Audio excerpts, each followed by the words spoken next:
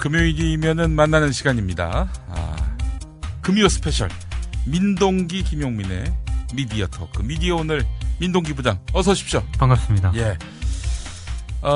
바그다드 카페 밖으로 나왔습니다. 그녀가. 예.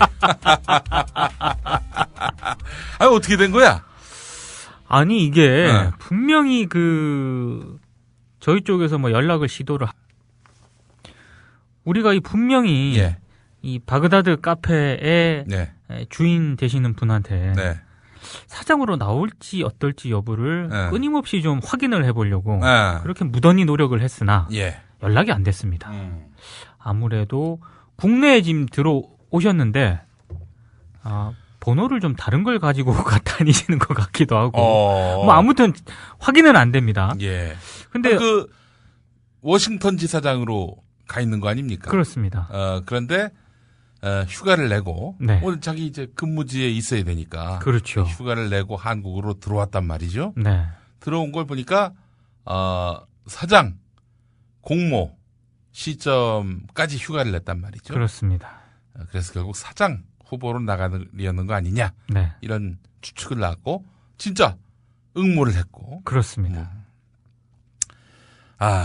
이 아메리카노 좋아하시는 우리 바그다드 카페를 이용하시는 그분 저희가 굉장히 몇 차례 또 이렇게 힌트를 흘려드렸는데 우리 청취자분들이 똑똑해요. 다 알아들어요. 굉장히 놀랍습니다. 그 새끼를 알려고 하지 마시고 왜 자꾸 그 새끼를 알려고 그래. 아니 요즘은 또 게시판에 그분과 관련해서 또 여러 분들의 이름을 막 이렇게 쓰시던데요. 그래요. 엉뚱한 사람입니다. 엉뚱한 사람이 있습니다. 거기.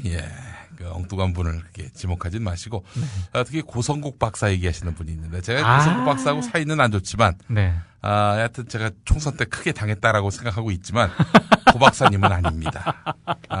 고성국 박사 얼마 전에 제가 서점에 갔습니다. 우리 이 아들이 이번에 초등학교 입학을 하거든요. 아, 그래요? 그럼 진짜 아내가 참고서를 사오라고 해서 갔는데 없더라고요. 없어가지고 시간이 남아가지고 뭐 이 책 저 책 들춰보는데 우리 고 박사님이 책을 내셨어? 무슨 아이를 대상으로 한 책도 있을 거예요. 아니 그건 아니고. 그건 나 사이 좋을 때 나도 한 권 받았어. 그건 아니고. 그 책을 펴보니까 첫 장의 그 소제목이 뭔지 아세요? 뭡니까? 역사는 반드시 진보하지 않는다.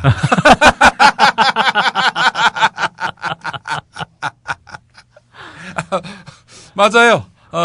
틀린 말씀 아닙니다. 우리 그렇죠. 고 박사님 덕에 역사가 진보하려다 말았죠. 나 참. 그래요. 고 박사님은 아닙니다. 그 새끼 자꾸 고 박사님을 연관 짓지 마세요. 그분은 전 실명으로 비판을 합니다.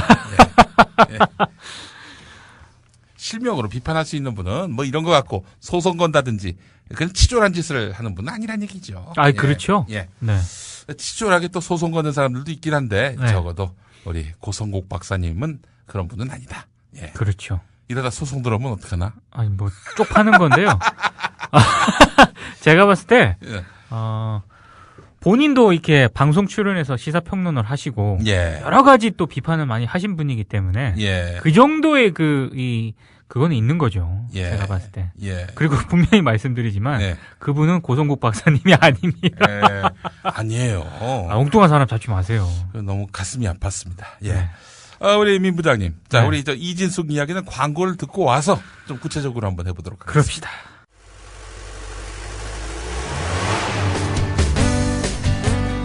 새로운 시작, 새로운 여행, 대한민국 투어.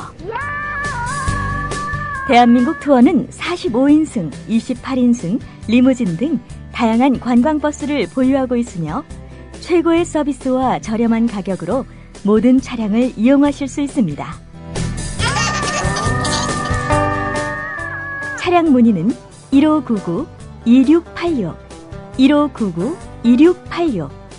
여러분의 편안하고 안전한 여행길, 대한민국 투어가 함께합니다.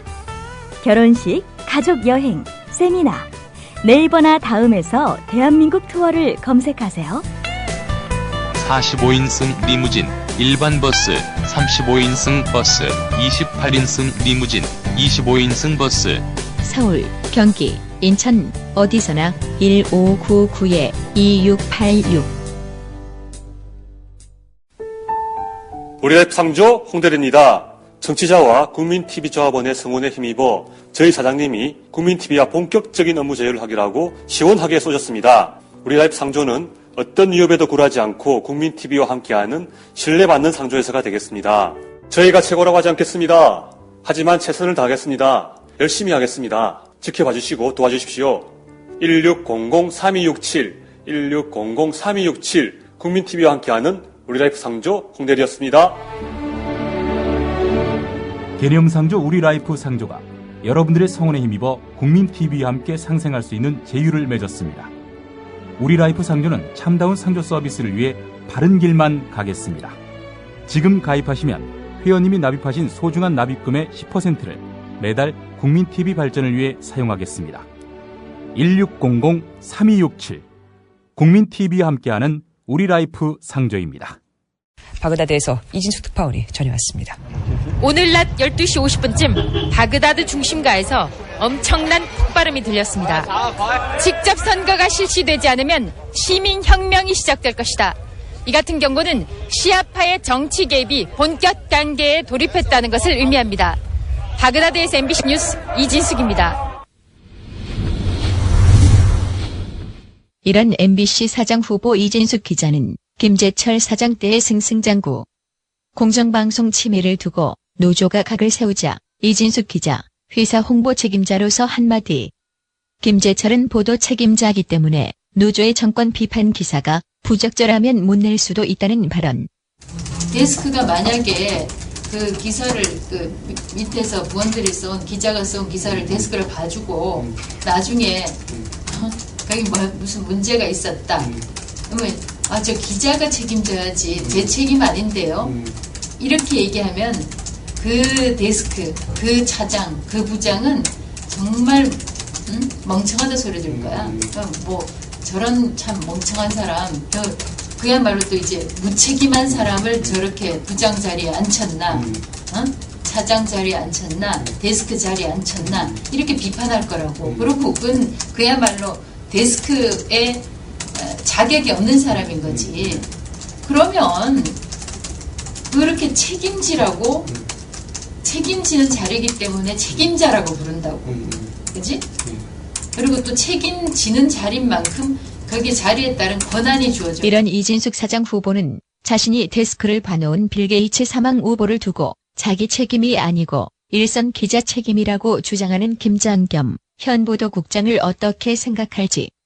하여간 이라크 보도하던 이진숙 때가 행복하냐, 지금이 더 행복하냐는 질문을 던지자.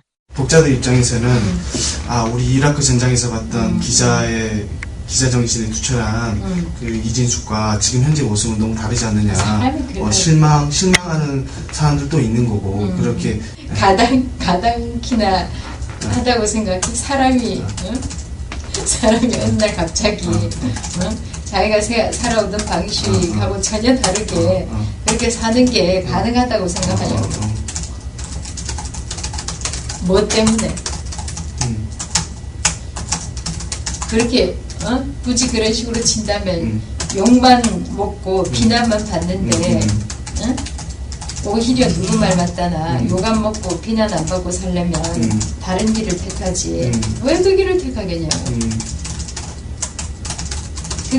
그게 맞다고 생각하니까 그렇게 살지.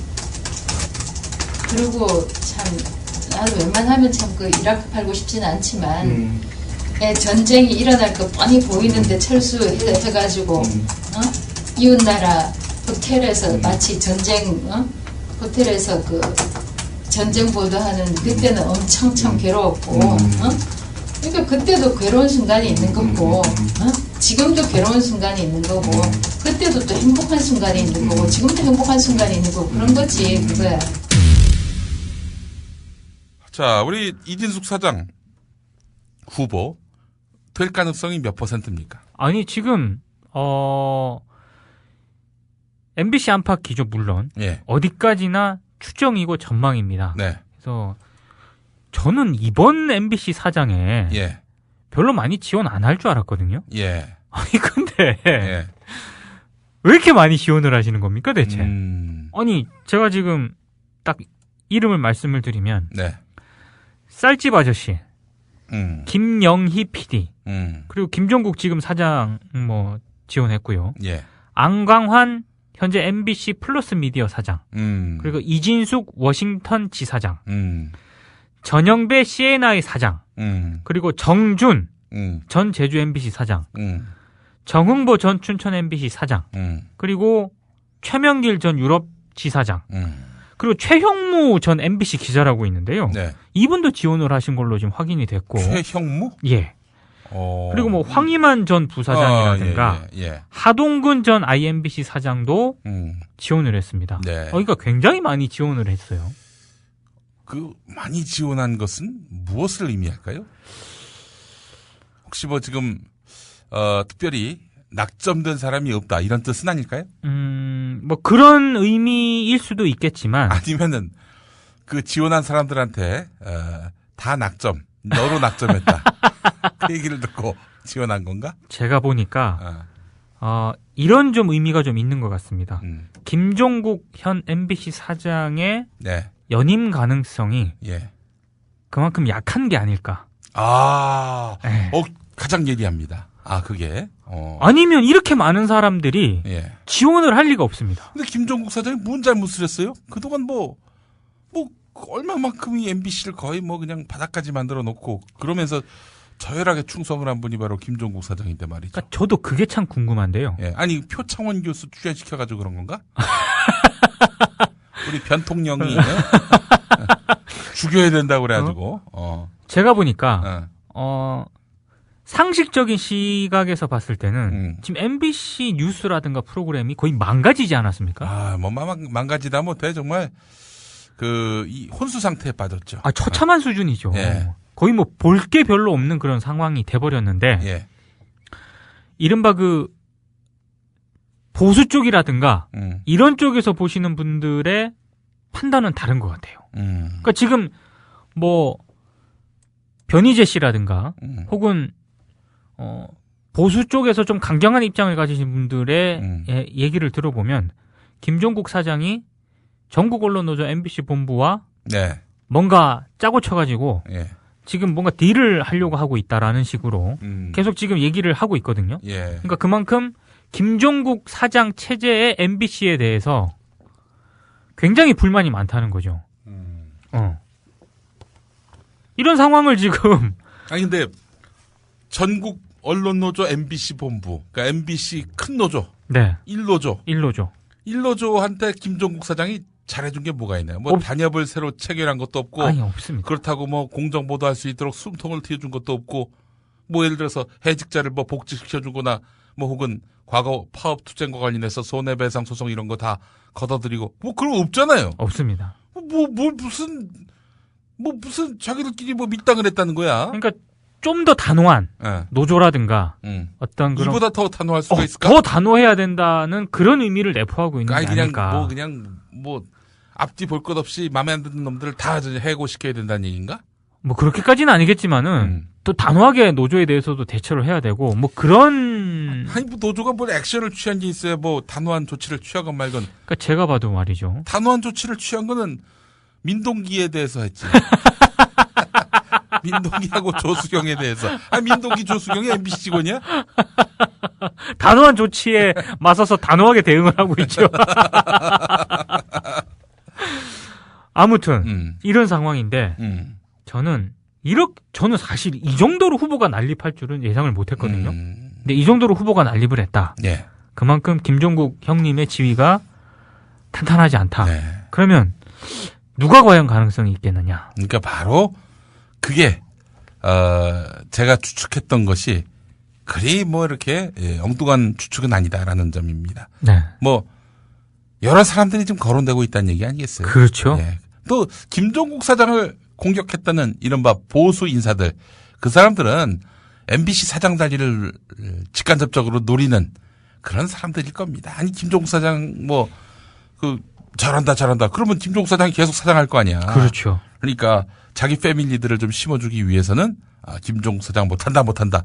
이런 말을 만들어야 되는 거고. 그렇죠. 그래서 뭐 터무니없는 MBC 1노조와의 어떤 연계설 이런 것들을 또 들춰내는 거 아니겠어요?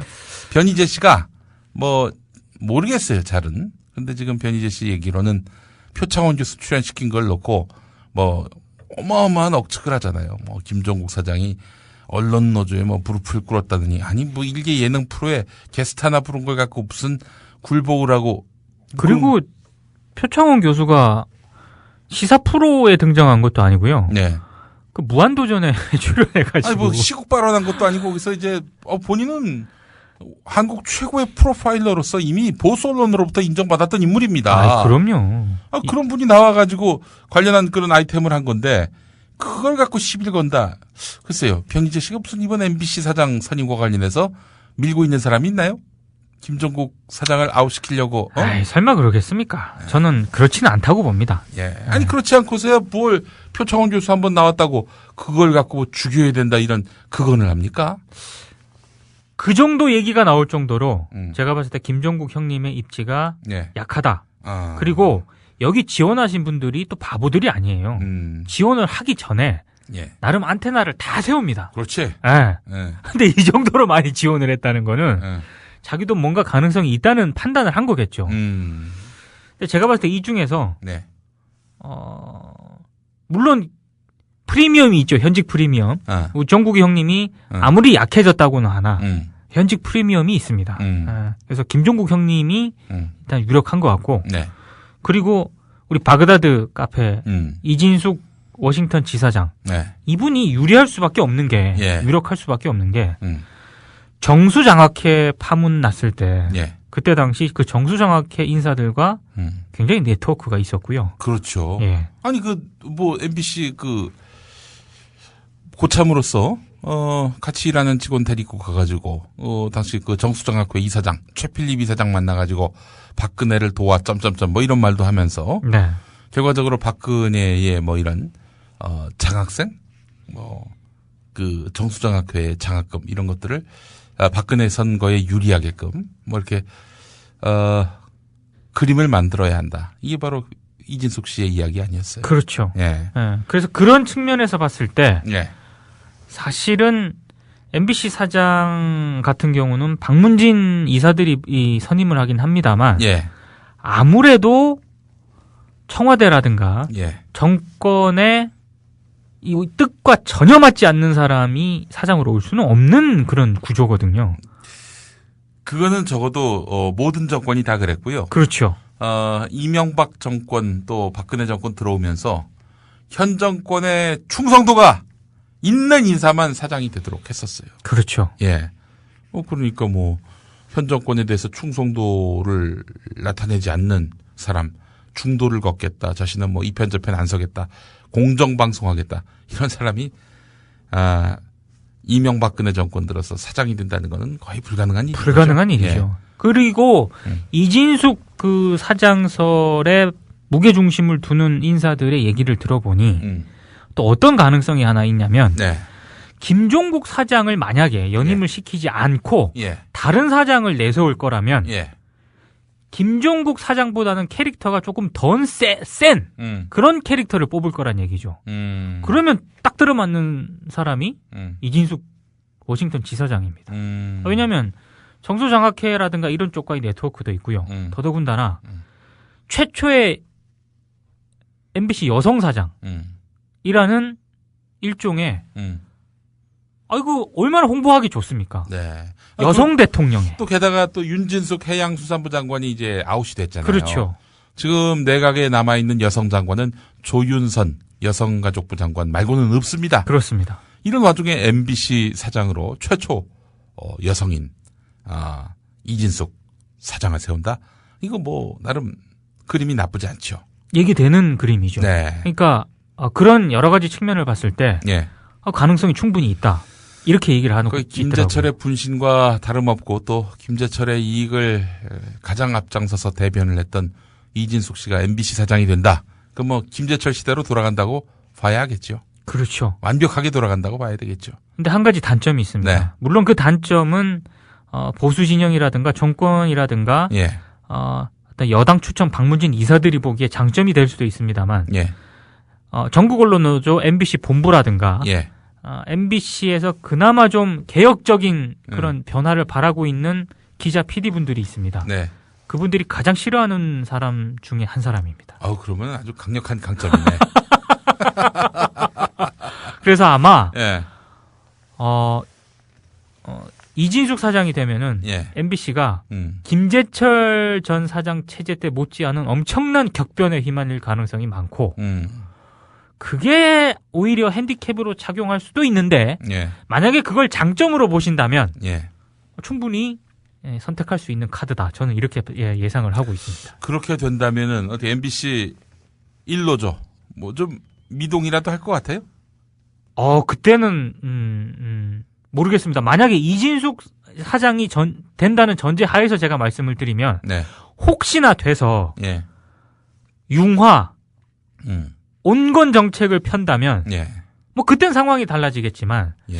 과연 이진숙이라는 카드를 박문진이라든가 이런 쪽에서 선택을 했을 때 선택한 이유가 있을 거 아닙니까? 예. 그거는 노조와의 화해라든가 이런 쪽을 선택을 하지는 않을 거란 말이죠. 아니 뭐 할 일이 없어서 박근혜 정권이 노조하고 그러니까요.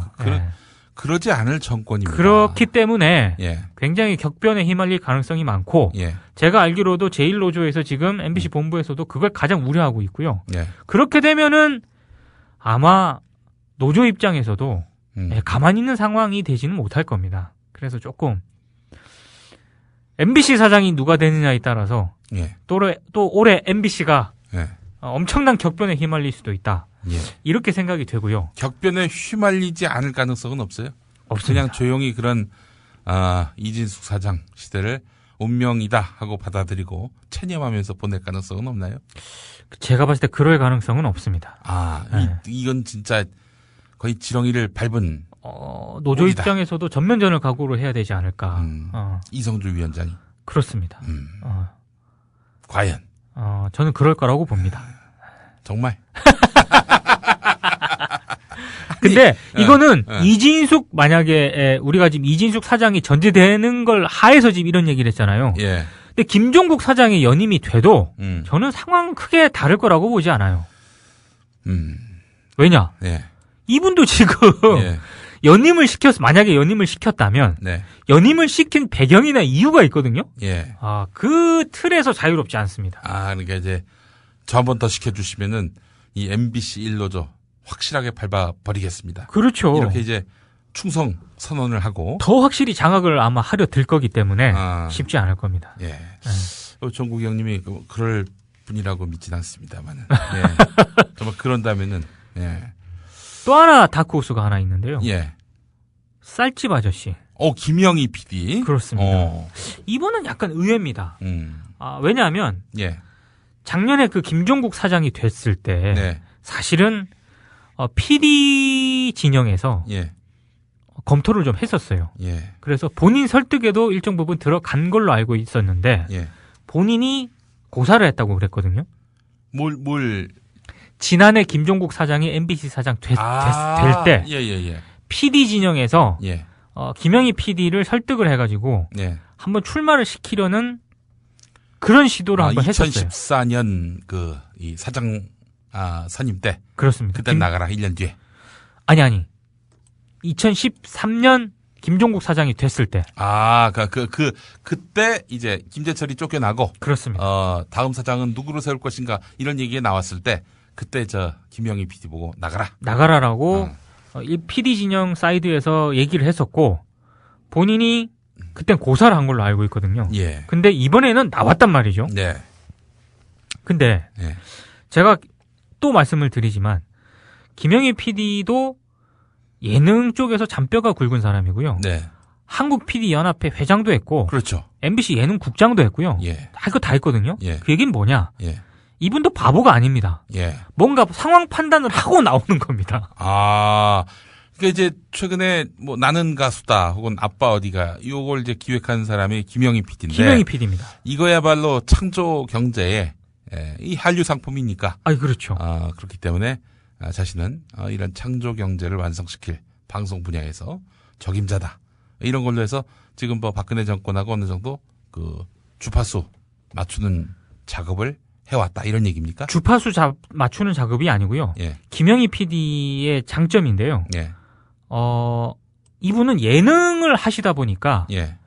정치적인 어떤 이런 거와의 그 여야의 각이 없습니다. 대립각이 없습니다. 네. 그래서 새누리당 의원과 예. 민주당 의원 두루두루 다 이쪽에 친합니다. 예. 왜냐하면 예능 PD를 하면서 이렇게 여러 가지 네트워크가 강하거든요. 예. 그리고 실제로 김용민 PD가 기억을 하실지 모르겠는데 그 MBC 일요일 밤에 할 때 예. 박근혜 대통령 그 성북동 집에도 가서 탁구 치면서 왜 한 거 있어요. 예. 그 예능도 찍었어요. 그래서 박근혜 대통령하고도 압니다. 예. 여러 가지 이걸 감안을 했을 때 김영민 PD도 나름의 계산을 했고 뭔가 가능성이 있다는 그런 판단을 한 게 아닌가. 더더군다나 지금 예. 제가 봤을 때 오히려 이게 예. 젊은 선수들한테 먹힐 가능성이 있는 게요. 프로그램 경쟁력을 지금 화두로 내세웠거든요. 김영희 PD가. 예. 근데 이거야말로 지금 예. MBC에서 가장 필요한 겁니다. 지금. 예. 아직까지 현 정권이 정상적 사고를 하고 있을 것이다라는 그런 미몽에 사로잡힌 저는 절대로 안 될 거라고 확신합니다. 저도 사석에서 네. 가능성을 좀 낮게 보고 있다고 말씀을 드리고 있습니다. 이 정권 세력은요, 방송을 뭐 무슨 창조 경제, 컨텐츠 이런 관심 없어요. 이 현 정권의 어떤 정치적 이런 이득 여기에 부합할 만한 사람, 이 말하자면은 이 자신들과 교감이 되고 또 자신들의 어떤 교감 정도가 아니라 정치적 목적에 부합하게 행동하는 그런 사람을 사장으로 앉히려 하지. 얘 무슨 솔직히 김영희 PD는 PD협회장도 했고요. 또 네. 이명박 정권의 언론 장악에 대해서 문제 제기했던 그런 인물 아닙니까? 그렇죠. 이런 사람, 이런 위험한 사람을 MBC 사장이 세운다고? 이 해골에 지진이 나지 않는 이상은 불가능한 일이다. 저는 확신을 합니다. 이 사람들은 뻔해. 너무나 뻔해가지고 예측 100% 가능해. 그리고 결정적으로 예. 제가 이제 가능성을 낮게 보는 이유 중에 하나가 예. 저는 뭐 검토를 할 수 있다고는 보는데 네. 지금 박근혜 정권이라든가 청와대 쪽에서 관심이 있는 거는요. 예. 뉴스나 보도를 장악을 해야 되는 사람이 사정으로 와야 됩니다. 근데 네. 김영희 PD가 예능 PD 출신이거든요. 예. 예능 PD지 않습니까? 예능 PD면은 보도국 장악이 쉽지 않은. 굉장히 어렵죠. 시사 PD를 했던 길환영 사장도 KBS 보도 시스템을 장악 못하고 있는 그런 상황인데 네. MBC의 예능 PD를 사장으로 앉힌다? 그는 MBC 보도를 좌우할 그런 주체가 없는 꼴이나 다름없는 거고. 그리고 만약에 보도를 컨트롤할 수 있는 누군가가 또다시 등장할 가능성이 있다는 거죠. 그건 보도국 그 출신 선수들 중에서. 예. 그렇게 되면 조직이 이상해지는 거죠. 예. 그러니까 여러 가지 측면을 봤을 때 괜찮은 카드긴 하나 예. 김용민 PD의 얘기처럼 예. 박근혜 정권의 여러 가지 이 종합적인 판단 고려를 했을 때 가능성이 좀 없지 않나. 냉정하게 저는 이렇게 냉정하게 냉정하게 볼 것도 없어요. 너무나 뻔하기 때문에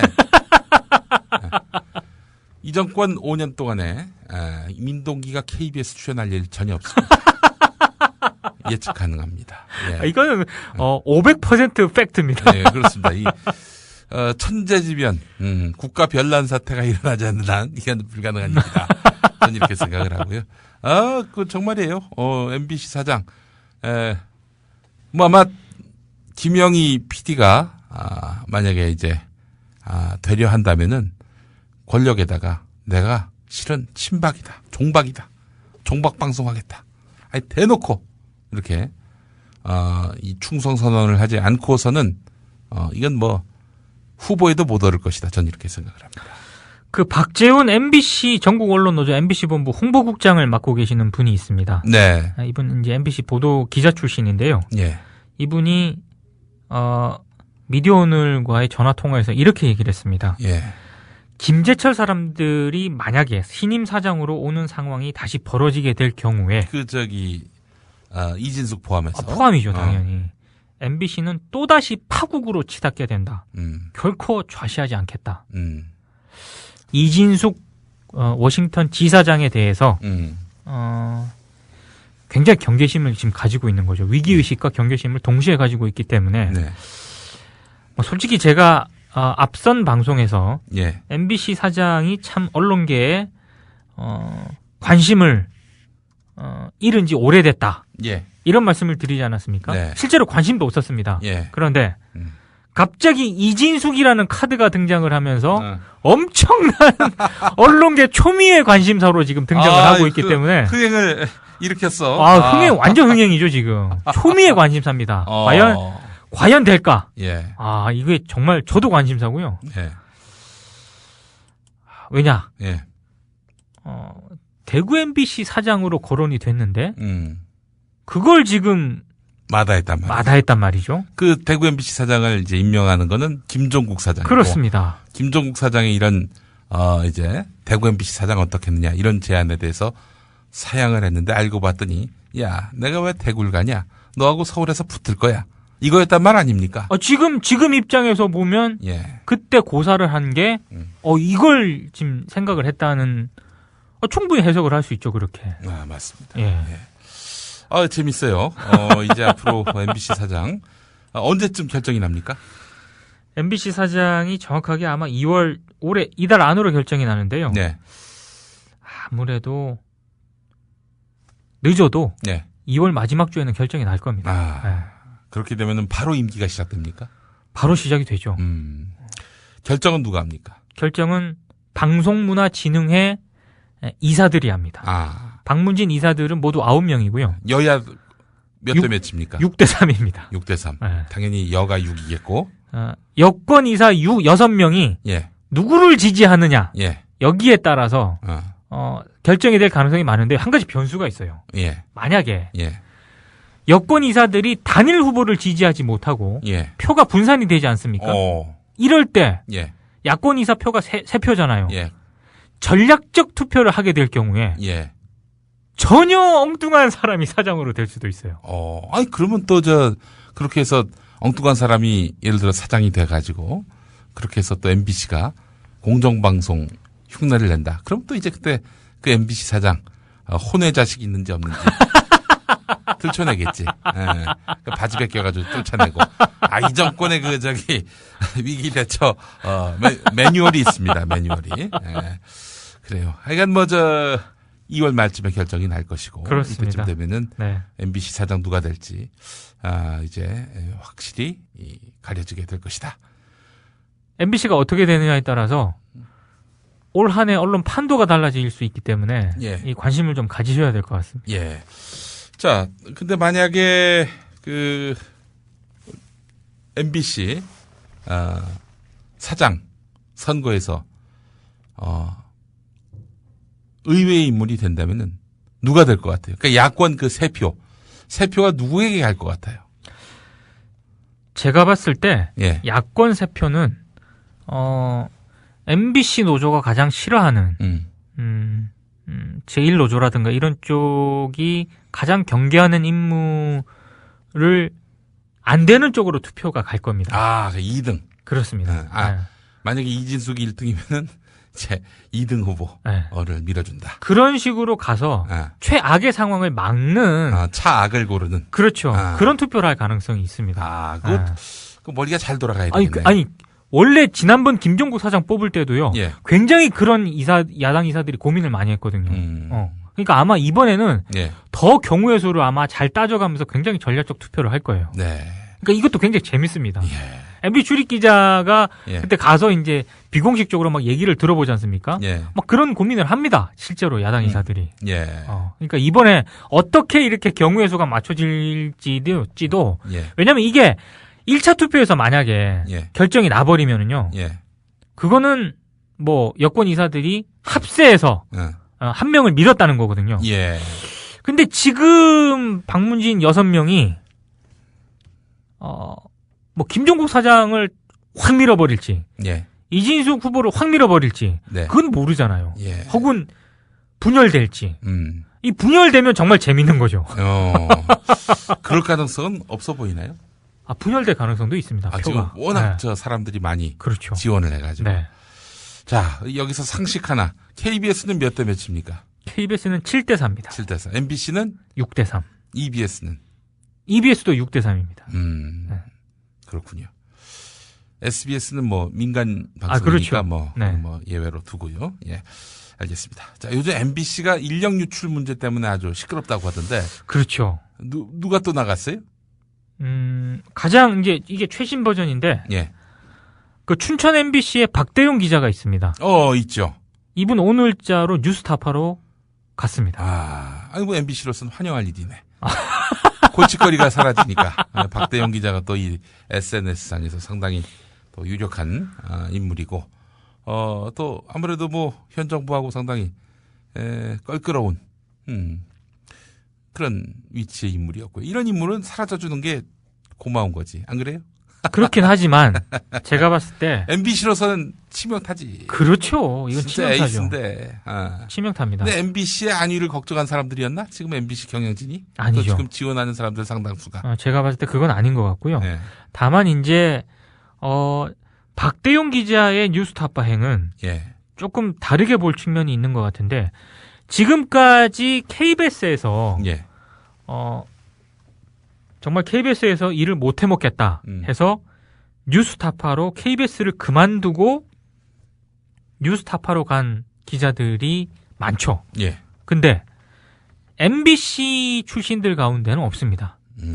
왜냐하면 지금 최승호 PD라든가 뭐 이근행 PD라든가 이런 분들은 물론 이근행 PD는 이제 복직 그렇게 했지만 다 이제 해직이 되고 나서 지금 뉴스타파에 계신 분들이거든요. 근데 박대용 기자는 자기가 사표를 쓰고 그리고 뉴스타파로 그냥 왔습니다. 최초에 이제 MBC 쪽에서는 최초로 이제 온 거죠, 그렇게.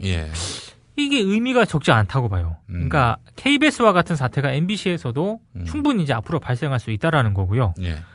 물론 이제 뉴스타파로의 이적은 굉장히 좀 이례적인 일이긴 합니다만 최근에 그 MBC PD 가운데 마건영, 오윤환 PD가 있습니다. 예능 PD인가 봐요.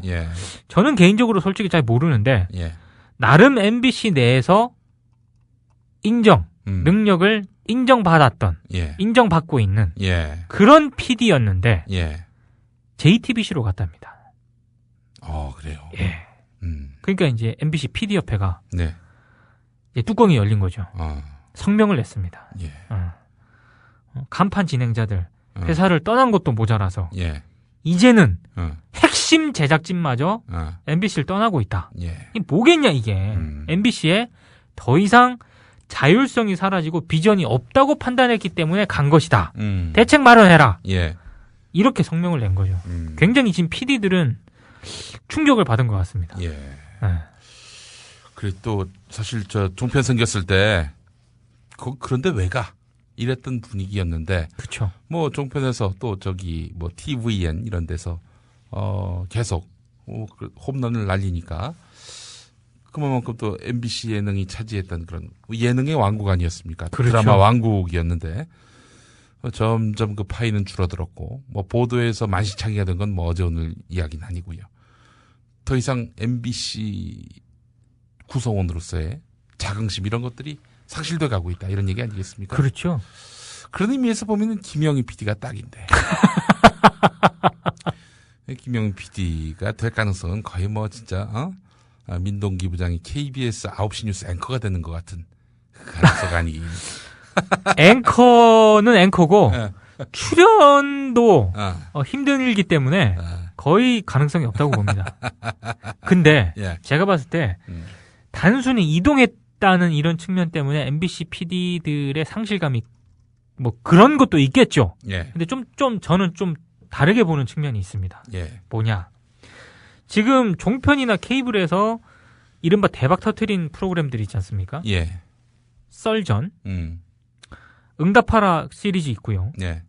또 꽃보다 뭐 할배 누나 시리즈 있지 않습니까? 예. 이 보면 예.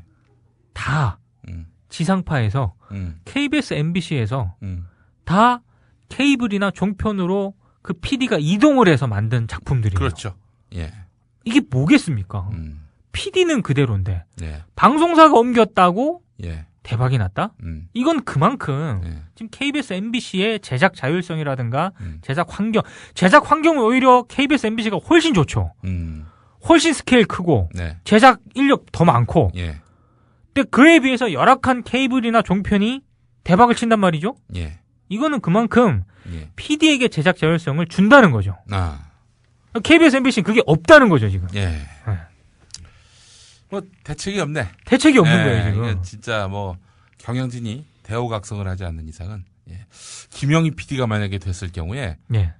우리 장기현미 형은 어떻게 되는 거예요? 장기현미 형 이번에 지원 안 했네?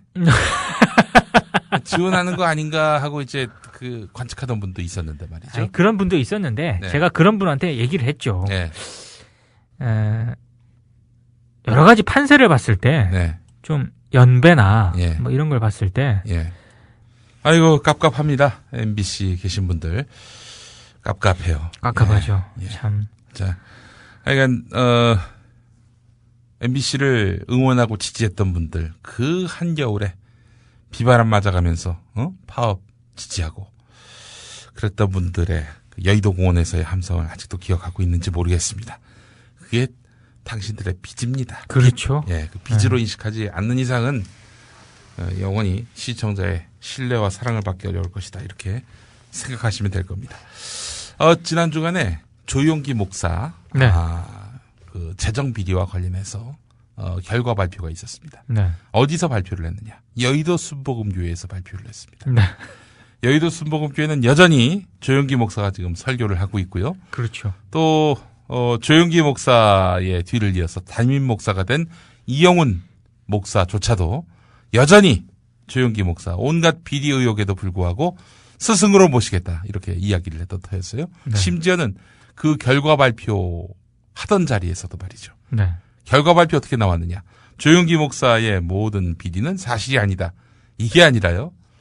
장로들, 그 조용기 목사 반대파 장로들이 제기했던 의혹 절반은 사실이다. 이렇게 발표를 했습니다. 네. 교회 자체 발표에서도 절반은 사실이다. 그렇죠. 또 나머지도 보면은 대부분 숫자 몇 가지 뭐 좀 바뀌었을 뿐이지 뭐 이런 그 터무니없는 치명적인 이런 범죄 수법은 다르지 않습니다. 그렇죠. 뭐 그런 의미에서 본다면은 그 반대파 장로들은 본인들이 주장한 것은 대부분 다 맞다 이렇게 또 밝히고 있는데요. 이게 뭐 사법당국으로 넘어가게 되면은 진상이 규명 되겠지만 최소한 반 이상은 조용기 목사의 재정 비리가 맞다 이런 거 아니겠어요? 그렇죠. 예.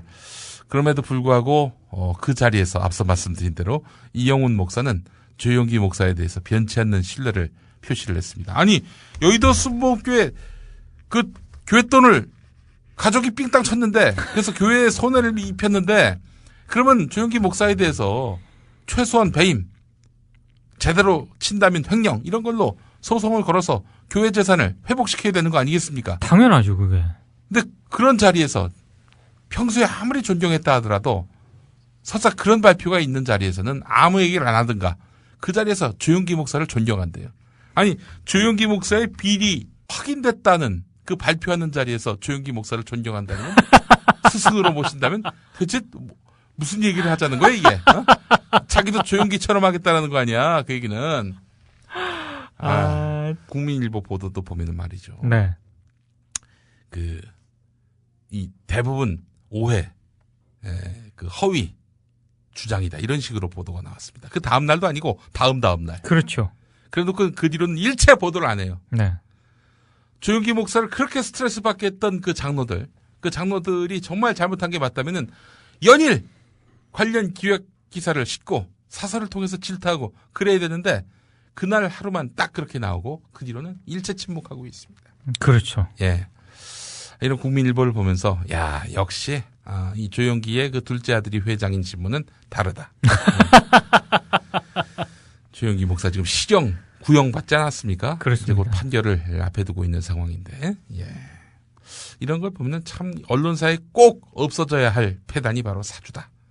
저는 그런 생각을 해봤습니다. 예. 사주 없는 언론사 없어요, 우리나라에. 예. 있다면 바로 국민TV.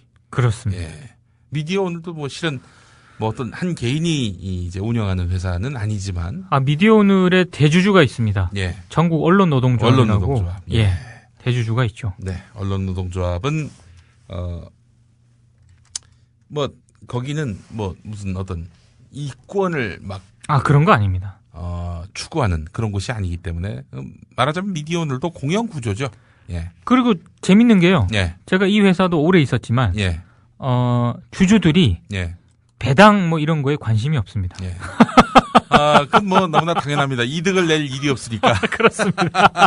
뭐 특별히 그게 숭고하진 않아요. 네. 돈을 못 번다는 거. 네. 예. 공영 구조가 맞기 때문에 예. 사실 뭐 그 공영 구조에 맞게 예. 공공성이라든가 이런 거를 이제 추구를 하는 거에 상당히 뜻이 많이 있기 때문에 예. 수익을 많이 내서 뭐 이걸 해서 이런 쪽에 별 관심이 없습니다. 예. 하여간 미디어로 돈 벌 생각하는 사람들은 미디어계에 얼씬도 하지 말아요. 그럼요. 미디어로 돈을 어떻게 법니까? 예. 아니, 그러려 있는 사람들이 있었어요. 여기 미디어 협동조합 처음에 만들 때. 네. 그때 이제 국민TV 만들려고 할 때 준비위원회가 구성이 됐는데. 네. 어떤 분이 있어요. 이 양반이, 들어오더니 주식회사를 해야 된다고 주장을 하는 겁니다.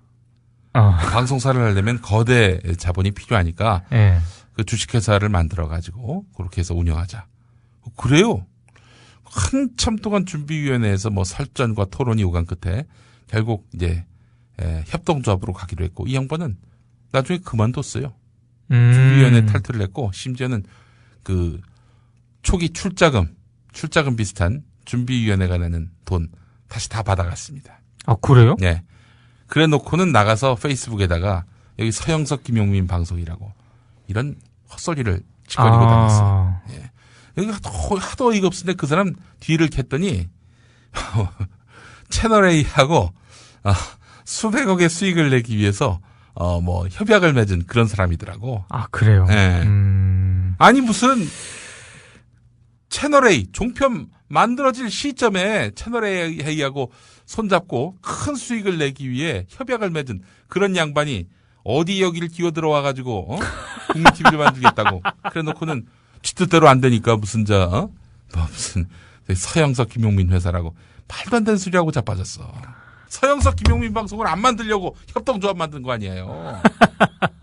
주식회사 만들면 그 개인 방송 아니야? 그렇죠. 그야말로 진짜. 한 번만 더 어디서 뒷담화 까면은 내가 진짜 그때 가만 안 둘 거야, 진짜. 국민TV 여기는 돈 버는 데 아닙니다. 네. 정신 차리세요.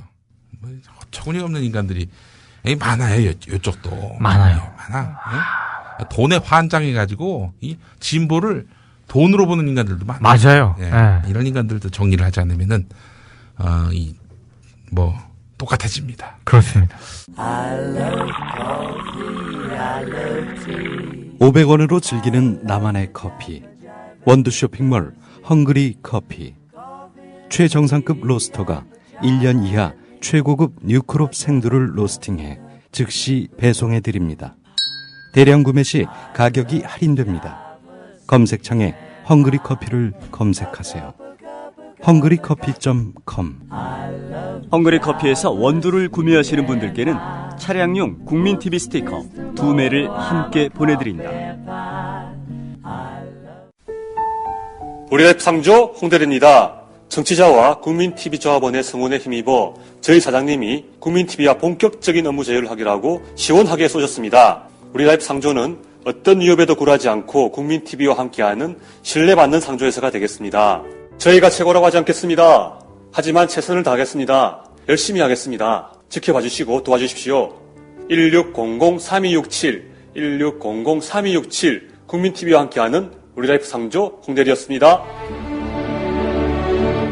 개념상조 우리라이프 상조가 여러분들의 성원에 힘입어 국민TV와 함께 상생할 수 있는 제휴를 맺었습니다. 우리라이프 상조는 참다운 상조 서비스를 위해 바른 길만 가겠습니다. 지금 가입하시면 회원님이 납입하신 소중한 납입금의 10%를 매달 국민TV 발전을 위해 사용하겠습니다. 1600-3267 국민TV와 함께하는 우리라이프 상조입니다. 미디어를 알아야 미디어에 먹히지 않는다. 저쪽에 이명박근혜가 있다면 이쪽에 민동 김용민이 있다. 미디어계 길라잡이 민동기 김용민의 미디어 토크. 자, 다음 이슈 한번 짚어보겠습니다. 그때 우리가 한번 언급을 한 적이 있었죠. 네. 이진한 검사. 예. 근데 이게 후폭풍이 좀 셀 것 같습니다. 이진한 지금 현재 그 대구지검 서부지청장으로 가 있죠. 그렇습니다. 근데 그 사고 쳤을 당시에는 서울중앙지검 2차장이었죠. 네. 그 여기자를 등을 막 쓸어내리고 허리를 잡고 난 뭐 네가 좋다. 그리고 이제 그 모임이 파한 후에 전화를 걸어가지고 계속 너를 좋아한다. 제가 보니까 이건 뭐 명백한 성희롱을 넘어선 성추행이죠. 그렇죠. 성추행이고 예. 그 자리를 파해서 끝나고 나서도 전화, 문자 이런 거를 통해서 그렇게 했다고 하는 거는요. 네. 이거는 좀 정도가 좀 심한 거죠. 예. 네? 근데 그때 김용민 PD도 한번 얘기를 하지 않았습니까? 네. 그때 미디어 토크에서 이 얘기를 할 때 예. 그때 당시는 입장이 완전히 정해지지 않은 그런 상황이었거든요. 그렇죠. 예. 그리고 설마 뭐 형사로 문제 제기하겠느냐 이렇게도 관측을 했었습니다. 그렇죠. 조심스러운 관측이긴 했지만 네. 또 그렇게 관측할 수밖에 없었던 이유는 그 조사를 누가 하느냐? 검사들이에요. 검사들이 하거든요. 검사가 검사를 조사하기 쉽겠어요? 또 게다가 상대는 말단 검사도 아니고 검사장인데. 그렇죠. 쉽지 않을 것이다. 쉽지 않을 거죠. 그래서 차라리 그렇게 해가지고 결국 신분 노출되고 뭐 이런저런 억측이 나오고 막 구설수가 오르면 피곤할 테니 아마 이 형사소송을 제기하지는 못할 것이다. 이렇게 제가 예측을 했는데. 그렇게 하면서 김용민 PD가 당부의 말을 했죠. 뭐라고 했습니까? 그때 제가 기억을 하는 게 힘들더라도 네. 이런 거는 정면 대응을 해야 된다. 그래서 힘들더라도 문제 제기를 하고 소송을 하고 이렇게 했으면 좋겠다라는 바람을 그때 방송에서 했죠. 혹여나 이 방송 듣고 계시마시였을 것 같다. 이렇게 생각하시는 분들이 있을지 모르겠습니다만 그건 몰라요. 그거는. 네. 그건 모르죠. 근데 사실 상식이 있다면은 당연히 그렇게 대응을 해야지. 근데 실제로 고소장을 접수를 했고 강력한 처벌을 원한다는 입장을 밝혔고요. 네. 그거는 제가 봤을 때 실로 뭐 같은 기자 그리고 남녀 이거 이전에 정말 인간 대 인간으로서 정말 그 용기에 대해서는 진짜 박수를 쳐주고 싶습니다. 잠시 마이크를 내리고 어느 언론사인지 한번 물어보겠습니다. 그렇군요. 역시 뼈대 있는 언론답니다. 그렇습니다. 예, 그렇습니다. 이 어려운 결정이에요. 굉장히 어려운 결정이죠. 정말 큰 결심을 하셨습니다. 예, 그럼 어떻게 되는 거예요, 이제 앞으로? 이제 조사를 해야겠죠. 조사를 해야 되는데 그 조사와는 별개로 언론계에서 지금 약간 좀 움직임이 있습니다. 그 여기자의 그 이런 단독 형사 소송 제기 외에 또 다른 움직임이 있다. 그렇죠. 어떤 움직임입니까? 그러니까 뭔가 이제 동참을 한다는 그런 의미에서 아마 아직은 제가 봤을 때 공개가 안 된 것 같은데 아마 다음 주 수요일이나 목요일쯤에 기자들의 실명을 박은 그런 연판장 비슷한 어떤 그런 성명서가 아마 검찰로 전달이 될 겁니다. 일이 커지네. 그렇습니다. 일이 커집니다. 예. 그러니까 이진한 검사 같은 경우에는요. 사실상 이 징계를 받은 게 없습니다. 예. 지금 자리 옮긴 거요? 이거 그냥 보직 이동한 거예요. 징계가 아닙니다. 그렇죠. 예. 그러다 보니까 처벌도 안 받았지. 징계도 안 받았지. 아무런 무슨 인사상에 그런 게 없죠. 그러다 보니까 일단 여기자를 중심으로 이진한 사건에 대해서 집단적으로 대응 모임을 결성을 한 것 같고요. 여기자들이. 그렇습니다. 제가 알기로는 지금 가칭으로 뭐 성평등 취재 환경을 위한 언론인 모임 뭐 이런 가제를 달았답니다. 이게 다 검찰이 결국 자초한 거죠. 그때 그 발표할 때 뭐라고 그랬어요? 이건 경고가요. 그 검찰총장의 경고가 아니라 대검찰청 감찰본부장 명의의 그렇죠. 경고고 이 경고는 말하자면 주의입니다. 그렇죠. 이게 무슨 징계가 아니에요. 네. 경징계에도 속하지 않는 조치였습니다. 네. 이런 식으로 그야말로 솜방망이 조치를 취하면서 검찰이 말했던 건 뭐냐면은 그 회식 자리에서 그 자리에서 당신 왜 나 성추행하냐고 이렇게 나왔어야지. 그때 아무 소리 안 하고 나중에 와서 나 성추행 당했다. 그게 말이 되느냐. 이런 식으로 도리어 피해 여기자를 꾸짖은 거 아니에요. 그렇죠. 그러니 당연히 다른 사람들도 아니고 그야말로 국민의 메신저 역할을 하고 있는 그런 기자들이 여기에 가만히 있고 조용히 있다. 이거 말이 안 되는 거죠. 그렇습니다. 네. 근데 저는 이 사안을 지금 정철훈 기자가 취재를 하고 있는데 예. 그런 얘기를 했다고 합니다. 예. 저는 이게 굉장히 고무적인데 예. 그 여기자들 중심으로 일단 결성을 해서 준비를 해 나가고 있지만 예. 이게 단순한 성추행 사건으로 생각하지 않는다는 겁니다. 지금 기자들이 예. 여기 동참하는 기자들이 어떤 생각을 가지고 있느냐. 뭐 또 다른 사례가 폭로가 되는 겁니까? 폭로가 되는 게 아니고요. 예. 그러니까 이게 성추행 사건으로 발생한 문제지만 예. 결국에는 어떤 정보라는 걸 쥐고 권력과 정보를 쥐고 있는 검찰이라는 집단이 예. 기자 사회라든가 이런 걸 상대로 거의 능란, 모욕 뭐 이런 걸 보인 거다. 그러니까 사실상의 네. 기자 사회 말고도 검찰이 얼마든지 이런 행태를 보일 수 있기 때문에 예. 이런 문제에 대해서 기자 사회가 이 제대로 대응을 하지 않는다면은 예. 이 검찰 이 무소불위 이 상황이 견제가 안 된다. 예. 해서 거의 지금 정면 대응 양상으로 가고 있거든요. 그러니까 사실은 이게 저는 필요하다고 보는 게 이진한 검사가 나중에 예. 자 이렇게 됐어요. 예. 본인 이력에 대해서 전 나중에 봤을 때 분명히 정치 쪽에 뜻이 있다고 생각을 하는 사람인데 예. 그랬을 때 우리 이진한 형이 저는 그렇게 생각을 하고 있습니다. 근데 그래서 저 혹시 뭐 이 성추행도 뭐 스펙을 쌓기 위해서 그런 거 아니에요? 저는 그게 아니고 새누리당에서는 그게 덕목 아닙니까? 덕목. 근데 문제 제기를 할 거 아닙니까? 예. 그랬을 때 자기가 결백하다는 증거로 하면 이건 내세울 겁니다. 예. 자기는 구두 경고밖에 안 받았다. 구두 경고는 뭐 사실 뭐 징계도 아니다. 이렇게 빠져나갈 거라고. 여러분이 아시다시피. 그거를 방지하기 위해서라도요. 이거는 언론계가 이거 강력 대응을 해야 됩니다. 그러니까 한마디로 얘기해서 이진한 사건을 그야말로 본보기로 해가지고. 그렇죠.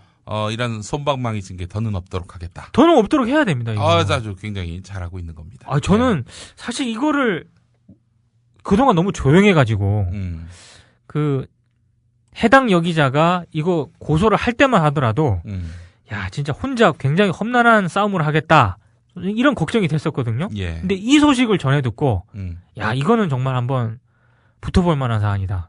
기자들이 이렇게 조직적으로 대응을 같이 서포트를 해줄 정도면 예. 이건 진짜 한번 붙어볼 만한 싸움이고 만약 이 정도 상황이 됐는데도 예. 조중동이라든가 KBS, MBC 이런 데서 보도도 안 하고 무시한다? 이건 정말 그때는 정말 이건 언론으로서의 자존심도 뭐고 아무것도 없는 거죠. 청취자분들 이진한이라는 이름을 기억을 하시고요. 네. 여기에 맞서서 굉장히 좀 힘들지만 예. 대한민국의 한 여기자가 정면 대결을 하고 있다. 네. 많이 힘을 좀 보내주시기 바랍니다. 이 지지를 하실 때는요, 이 여기자가 누군지. 그런 거 좀 관심 가지지 마시고요. 주목을 갖지 마시기 바라겠습니다. 네. 뭐 제가 또 아까 슬쩍 물어본 게 좀 걸리긴 하는데. 네. 중요한 건 이진한의 그 행위지. 그렇죠. 피해당한 분의 그 이름이나 얼굴이나 생김새 이런 거 알 거 뭐가 있어요. 그렇습니다. 예. 이진한 한번 검색을 해주시고 관심 가져주시고 반드시 합당한 응징을 받을 수 있도록 이 검사 사회가 말이죠. 기본적으로 이 심판받지 않는 권력으로서 너무 뻗대요. 한마디로 얘기해서. 아니 어제만 하더라도 예. 무죄 판결이 2개가 나지 않았습니까? 그렇죠. 강기훈 불임 사건하고 강기훈 유서대필 사건. 예. 그때 당시 수사했던 예. 그 검사들, 권력기관에 있었던 사람들. 예. 책임져야죠. 강기훈 사건 수사했던 한 검사는 예전에 그 시사 매거진 2580하고 인터뷰에서 그때 뭐 법원 판결까지 난 걸 두고 수사를 왜 그렇게 했느냐라고 묻는 건 결례다. 제가 이 욕을 안 하려고 했는데 지랄을 하셨습니다. 정말. 예. 방금 예. 제가 언급한 예. 성추행 이진한 검사. 예. 언론인이 나서서 중징계하자. 정철은 기자가 예. 방금 예. 미디어 오늘에 기사 선고를 했군요. 예. 예. 그 시민단체 또 여성단체 모여가지고 그 집회를 연 거죠. 그렇습니다. 네. 그리고 고영주 씨인가? 또 최병국 불임 사건 검사. 네네네. 그 사람들도 아니 그 선배 판사들이 잘못 판결했다는 거냐 이런 식으로 또 요번에 불임 사건 무죄 판결을 내린 판사들을 겨냥했더군요. 잘못 그래요. 판단했기 때문에 그렇게 재심에서 무죄가 난 거야 이 바보 같은 인간아. 아니 아이고, 왜 진짜. 판사는 완전 무결하다고 생각을 할까요? 아니 그러면은 인혁당 사건 판결하고 몇 시간 만에 다 그냥 집행해 버렸잖아요. 그렇죠. 결국 그분들 다 무죄고 무고하게 사법살인을 당한 거예요 그 양반들이. 이런 정말 사법부의 판단은 예. 언제든지 잘못될 수 있는 겁니다. 그렇죠. 그래서 사실은 사형제를 없애자고 하는 이유는 뭐냐면은 행여나 잘못된 판결을 할까봐. 그 잘못된 판결로 사람의 생명을 앗았을 때, 예. 그 돌이킬 수가 없어요. 회복불능의 상태가 돼버리는 거 아니에요. 이런 거에 대한 관념이 없는 인간들이야. 이런 수준 낮은 인간들이 집권하고 있으니까 나라 꼴이 이 모양이지. 저질들이야, 저질들. 아유, 진짜. 나라가 이 모양인데, 참. 뭐, 막말했던 내가 저질이라고 얘기하니 더 기분 나쁘지, 이 새끼들아. 이 새끼들은 나보다 더 저질이야, 이 나쁜 놈들아. 야, 그 새끼. 너야말로 이 새끼야, 넌 진짜. 방송계의 암적 존재야. 더 끌어줄 알아야지. 아니, 근데, 내 진짜 이 얘기 잠깐 하고 넘어가려고 그랬었는데, 페북에도 쓰셨더라고. 뭐라고? 나는 그 보도 태도가 이해가 안 가. 아니, 아프리카 박물관. 아니, 그거를 보도를 안 하는 것도 이해가 안 가지만. 아니, 그렇지. 왜 사무총장 이름을 쏙 빼놓은 거며. MBC는 그걸 보도를 했는데, 사무총장 이름을 새누리당의 새자도 안 나옵니다. 이사장이라고 해? 그냥 아프리카 박물관에서 경기도 홍문종이라는 이름이 안 나와? 안 나와요. 아예. 그리고 더 웃긴 게 뭐냐. 그날 새누리당사 앞에서 기자회견을 했잖아요. 네. 그러면 당연히 새누리당 앞에서 왜 기자회견을 했는지 거기가 새누리당 앞이라는 거를 밝혀줘야 되잖아. MBC에서 새누리당의 새자도 안 나오고요. 거기 앞이 새누리당이라는 것도 화면에서 몰라요. 그냥 클로즈업 했구나. 그렇게 합니다. 근데 그건 그렇게 처리를 하고 김영민 PD가 트위터인가? 페북에서 그 잠깐 한마디 한 거. 애비나 딸이나. 애비나 딸이나는 두 번째인가 세 번째로 나갔죠. 8시 뉴스. SBS 8시 뉴스 두 번째로 나갔어. 그 말도 안 되는 거죠. SBS 보도도 안 했어요, 그거. 전혀 보도 안 했어, 내가. 홍문종 쳐봤어. 안 나왔어. 그러는 거 아니에요, 진짜. SBS가 완전히 맛이 갔다고 보는 게 뭐냐면은, 바로 여기서 드러납니다. 제가 참 또 아쉽고 답답하고 섭섭한 이야기를 좀 안 할 수가 없는데, 전에요, 어떤 SBS의 한 기자분이, 페이스북인가 거기다 글을 남겼는데, 인터넷 기반의 이런 대한방송들이 나오고 있잖아요. 예. 뭐, 물론 당연히 케이블이나 이런 데서 타기 쉽지 않은 이런 인터넷 기반의 이제 방송들을 두고 새누리당 반대 성향이거든요. 네. 진영방송이라고 손가락질을 하면서 그게 무슨 언론일 수 있느냐라고 얘기하더니 저를 또 거명을 했습니다. 뭐 사람 이름을 직접 거명한 건 아닌데 정당에 그렇게 몸담았던 사람이 뭐 아무런 해명 없이 다시 돌아와서 나 언론인이요 이렇게 얘기하는 게 타당하냐 이런 식으로 또 얘기를 하고 있는데. 대충 누군지 알 것 같습니다. 뭐 물론 제가 정당 후보로 나가서 선거에 출마하고 다시 이곳에 언론 현장에 돌아온 거에 대해서는 반성하는 여지가 많습니다. 반성합니다.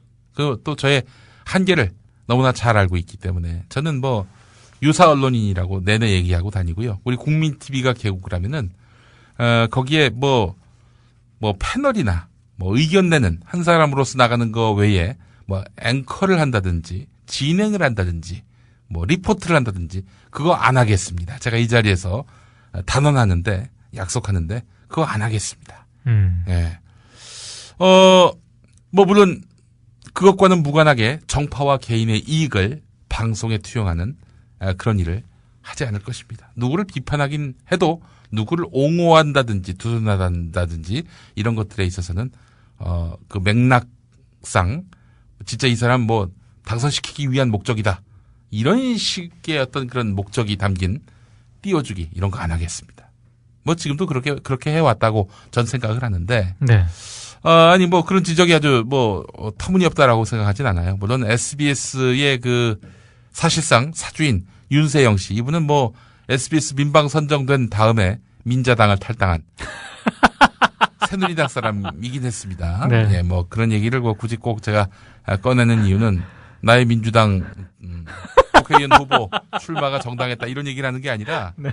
예, 피차 역사에 부끄럽지 않게 정도를 갖자 이런 차원에서 이야기를 하는 겁니다. 뭐 제가 민주당 후보로 출마한 거는 뭐 제가 민주당이 좋아서 혹은 민주당에서 영원히 정치를 하기 위해서 그런 목적은 아니었지만 어쨌든 역시 그런 정당에서 후보로 나온 사람으로서 과연 그렇게 뭐 언론인으로서 또 다시 나오는 게 적절한 것이냐라는 지적을 한 거 뼈 아프게 생각을 하고 그런 지적의 정신에 반하는 행동을 하지 않겠다고 우리 애청자분들과 또 조합원분들에게 약속은 드립니다만은 전 이런 말을 하고 싶습니다. 홍문종 보도나 하세요. 홍문종 보도를 안 한다는 거는 말이 안 되는 거예요. 아니 뭐 내 것도 보도 안 하고 홍문종 것도 보도 안 하면은 SBS가 참 요즘 할 일이 없구나 이런 생각을 하겠지만 내 앱이나 딸이나 트위터에 한 줄 남긴 거 페이스북에 한 줄 남긴 거 이거를 SBS 8시 뉴스 두 번째 뉴스로 꼽은 SBS라면은 이 홍문종 집권여당 게다가 친박 중진 또 법률상 새누리당의 대표인 홍문종이가 국제적 망신을 자초한 거 아닙니까? 외국인 노동자들 그런 식으로 착취하고 노예로 취급하고 그런 것들이 한 줄도 안 나오는 이 현실에 대해서 과연 그분은 이거야말로 통탄할 일 아닌가? 아니, 정말로 이런 말씀을 드리기에는 좀 과한 측면이 있긴 합니다만 예. 정말 그 어글리 코리언 수준이에요. 예. 이거 정말 국제적 개망신입니다. 아니 개망신. 쥐들이 뭐 우리 천장에 왔다 갔다 하는 거 예전에 뭐 우리가 어렸을 때 많이 체험을 했는데 네. 그런 정도라면 말을 안 해. 이거는 쥐들이 사람을 무서워하지 않고 사람이 옷을 걸어놓으면 거기 가서 갉아먹는다는 거 아닙니까? 얼마나 쥐들이 많았으면은. 그러니까 사람 취급을 안 한 거죠, 한마디로. 그렇지. 그래 놓고 불법 가건물 만들어가지고 거기서 임대료까지 받고. 아니, 그래도 하루 식비가 4,000원이 이게 뭐야? 올려줘서 4,000원이잖아요. 그러니까요. 한 끼가 아니라 하루. 그러니까 따져보면 1,300원이야, 끼당. 네. 이런 나쁜 사람을. 진짜 나쁜 사람이에요. 보도를 안 해. 이건 언론이 죽었습니다. 이건 한마디로 얘기해서. 저는 다른 걸 다 떠나서. 네. 이런 어떤 인간의 어떤 기본권, 예. 인권에 관한 이런 측면, 말이 안 되는 이런 상황이 벌어졌는데, 예. 이거를, 그 홍문종이라는 그 사무총장 여권의 실세, 예. 그것 때문에 보도 안 하는 거라고 밖에는 달리 판단이 안 되지 않습니까, 지금. 예. 그러면서 뭔 다른 사안에 대해서 그렇게 목소리를 높일 수가 있어요. 이런 거 하나 제대로 보도도 못 하면서. 예. 물론 이제 그 기자분, SBS 기자분이 막 그렇게 저에 대해서 이야기를 할 때 말이죠. 그때는 분위기 나쁘지 않았습니다. SBS가 KBS, MBC가 워낙 죽을 쓰다 보니까 돋보였어요. 그때는 손석희 사장이 JTBC 가기도 전이었어. 그렇죠. 그 방송 뉴스는 SBS밖에 볼 게 없다. 또 김성준 앵커가 마지막에 또 그렇게 클로징 멘트로 날리고 있을 때죠. 또 클로징 멘트를 날려가지고 SBS 뉴스가 한참 주가를 올릴 때 그때 이제 나를 겨냥해서 글을 썼던 건데 지금도 뭐 얘기를 하셔야 될 때가 아닌가. 지금이야말로. 사장 한 명 바뀌었더니 이 SBS 뉴스가 통째로 마시가는. 아니 어떻게 사장이 한 명 바뀌었다고. 김재철의 MBC, 김인규의 KBS, 이병순의 KBS. 그리고 지금 사장이 누구의 SBS? 이름을 까먹었네. 존재감이 없으니까. 갑자기 존재감이 없으니까. 이응모 사장. 이응모 사장. 네. 사장 하나 바뀌었더니 이 뉴스가 완전히 통째로 뉴스의 기능을 상실해버리는 이런 시대. 이걸 기자들이 보고 침묵하는 거. 이거는 뭐 결국에는 당신들도 유유상종이구나 이런 생각을 갖지 않을 수가 없어요. 사실은 전체적으로 뭐 SBS가 심각하게 마시가고 있다. 예. 뭐 이렇게 평가를 하려면 예. 아마 종합적으로 점검을 해야겠죠. 네. 이제 그 부분에 대해서는 판단을 유보를 하고 있습니다만 예. 전체적으로 사장이 교체되고 난 뒤에 SBS 보도를 보면 예. 위험 징후가 계속 발견이 되거든요. 예. 그러니까 그런 부분에 대해서 예. 좀 내부에서 예. 좀 목소리가 나와야 될 때가 아닌가 싶은데 예. 방금 김용인 PD가 얘기한 것처럼 목소리가 너무 안 나와요. 그건 조금 보도가 약간 위험 징후가 발견되는 것도 문제지만 예. 그런 징후에 대해서 내부 견제 목소리가 없다는 게 더 문제죠. 사실 그걸 더 심각하게 받아들여야 되는 거죠. 네. 이제 SBS가 좀 빨리 제자리를 찾았으면 좋겠다. 그런 마음을 또 갖지 않을 수가 없습니다. 뭐 SBS 내부에서 기자들이 블로그를 통해서 울분을 표하기도 하고 그렇습니다. 김요한 기자 같은 경우 그렇습니다. 김용판 무죄 판결문 답답함에 우라가침이다 이런 글도 올리고요. 사실은 제가 봤을 때 네. 그게 SBS 인터넷 뉴스 있지 않습니까? 예. 그게 또 약간 좀 다른 것 같아요. 전체적인 기조나 이런 걸 보면 예. 뉴스와는 또 약간 좀 궤를 달리하는 그런 편집을 또 선보이거든요. 예. 그러다가 또 인터넷 사이트까지 또 한번 또 아니 IMBC가 그런 식으로 이제 좀 그 노선을 달리하다가 담당자를 날려버렸죠. 날려버렸잖아요. 그렇습니다. 조금 제가 그런 이 전말을 알기 때문에 예. 저 김용한 기자가 쓴 저런 기자 수첩 같은 경우는 예. 상당히 이 날카로운 부분이 있거든요. 예. 근데 그거를 SBS가 게재를 했단 말이죠. 예. 그거는 아니 근데 SBS 개인 블로그 아닌가? 그 기자 SBS 뉴스 사이트에 예. 기자 칼럼을 쓰는 섹션이 있어요. 그러면 그건 본인이 올리는 게 아니라 이것도 역시 필터링을 거쳐서 데스킹을 거쳐서 나오는 겁니까? 최소한의 데스킹을 할 텐데 예. 제가 봤을 때 그 김요한 기자가 쓴 글을 보니까 예. 상당 부분 데스킹을 세게 안 한 것 같더라고. 그러니까 예. 김요한 기자 개인의 생각을 예. 거의 이 전제를 하다시피 한 것 같은데 예. 그런 거를 또 메인에다 전제를 할 수 있는 지금 SBS 뉴스 사이트거든요. 예. 그런 걸 보면은 약간 또 이 본 메인 방송과는 또 다른 어떤 궤를 가는 것 같긴 한데 네. 아무튼 SBS도 좀 재미있는 곳인 것 같아요 보면. 예. 그래요. 저희 3대 방송사였고 또 언론의 어떤 그 자유가 보장되던 시기 한 10년을 지났기 때문에 그렇죠. SBS 안에서도 상당히 좋은 기자들도 많이 들어가 있는 상태고요. 저에 대해서 비판했던 그 기자도 상당히 좋은 기자입니다. 그렇죠. 여러분들이 그냥 SBS 내부에서 굉장히 좀 능력 있고 괜찮은 기자죠. 그렇습니다. 네. 그런 분을 제가 깎아내린 게 아니라 저를 씹는 거는 별 문제가 아니에요. 진짜 농담 아니고 제가 한번 선거 출마하고 그 풍파를 겪고 난 다음에 달라진 게 있다면 뭐냐면 남이 나에 대해서 뭐라고 하건 신경을 안 쓰게 돼요. 가장 예전에는요. 제가 20대 희망이 없다. 그런 얘기 쓰고 얼마나 욕을 많이 먹었습니까? 먹은 정도가 아니라 처먹었죠. 예. 그때는 이렇게 저에 대해서 비판하는 글을 보면은 이거 정말 감당을 못할 정도로 막 상심이 되고 그랬고 악의적으로 이제 글 쓰는 놈들은 찾아가서 뒤통수 치고 싶고 막 그런 마음이 들었는데 이제는 어마어마하게 씹히니까 더는 그런 거에 대해서 개념치 않는데 제가 아까 그 기자분을 제가 뭐라고 얘기한 거는 그 기자분에 대해서 억하심정이 있다든지 불만이 있다든지 이게 아니라 나를 그렇게 씹으셨으면은 그쪽은 더 씹어야 되는 거 아닙니까? 라고 얘기하고 싶은 겁니다. 그게 일관성 있죠. 예. 네. 그렇게 되면 얼마나 멋있습니까? 그렇습니다. 예. 그렇게 해서 제가 씹힌 거는 그럼 영광으로 생각하겠습니다. 당신같이 훌륭한 언론인한테 내가 씹혔으니 얼마나 영광스러우니. 그거는 거론됐다는 것 자체가 영광이다. 그거는 정말 저도 이제 기자 생활 오래 해봤는데 예. 제가 평소에 좋아하는 사람한테 정말 아프게 한번 지적을 당하잖아요. 예. 그때 되게 아픕니다. 예. 근데 지나고 나면 영광이에요. 그렇죠. 왜냐? 예. 내가 딱 인정하고 존경하는 사람이 나한테 딱 그런 지적을 한다는 거는 예. 그만큼 아직도 나에 대한 애정이 있다는 거거든요. 예. 네. 근데 예. 이 기자 생활 하면서 예. 정말 어떻게 보면 장점이라면 장점이고 단점이라면 단점인데 네.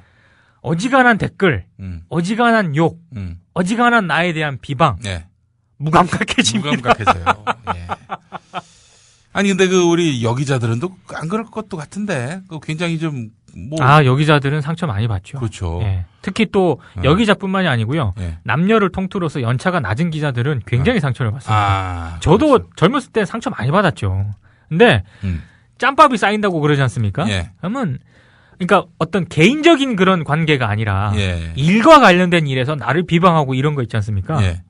별로 개의치 않습니다. 예. 예. 그래요.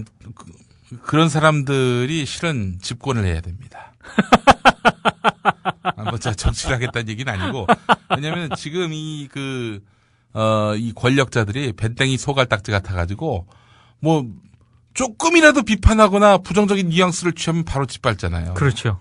자기에게 또 나중에 이게 위협이 될지도 모른다. 이런 억측을 하면서 말이죠. 거기에 대부분의 언론인들이 쫄죠. 네. 그렇게 해서 사주 뒤를 털기도 하고, 그 언론인 개인을 향해서 해고를 시킨다든지 징계를 한다든지 혹은 보도 현업부서에서 배제를 시킨다든지 온갖 방법을 다 동원해가지고 결국 그렇게 탄압을 하는데, 자, 이렇게 하지 않는, 그러니까 노무현 대통령 보세요. 제가 다른 것보다도 그 양반 진짜 존경하는 부분은 뭐냐면은 정말 어마어마하게 씹혔잖아요. 정말 엄청났었죠. 진짜, 그렇게 욕먹을 삶을 살았는가 따져봤을 때 꼭 그렇지도 않은데, 네. 또 결과적으로 자기들의 기득권을 지키기 위해서 그렇게 씹은 건데, 그렇죠. 그런 상황에서도 불구하고 자기 연민에 사로잡히지 않고, 그래, 내가 대통령이고 또 권력을 가진 사람이니 나를 비판해가지고 당신들이 화가 풀린다면은 비판해라. 이렇게 나오는 태도, 이건 사실은 칭송할 일이 아니죠. 당연한 건데, 그렇죠. 그런 새누리당이 집권하고 있는 세상에서 그분은 또 칭송의 대상이 되고 있습니다. 네.